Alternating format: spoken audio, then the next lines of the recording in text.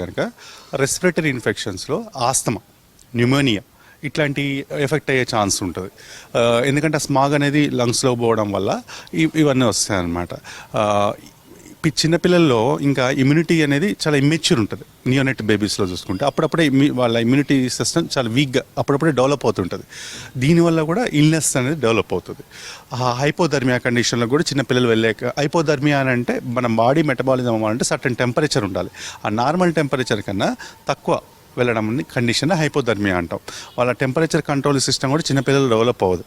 దానివల్ల hypothermia condition ఎలా ఈ ఇబ్బందులు లేకుండా చూసుకోవాలి అని అంటే మాస్క్ వాడాలి. ఖచ్చితంగా మాస్క్ వాడితే చాలా ఉపయోగం ఉంటుంది. ఇప్పుడు ఆర్టీసీ బస్సులలో లేకపోతే మనం బయట తిరిగేటప్పుడు మాస్క్ వాడడము, తర్వాత నైట్ పూట సాక్స్లు వేసుకోవడం, ఫ్లూ వ్యాక్సిన్ కూడా చాలా వరకు ఉపయోగం ఉంటుంది.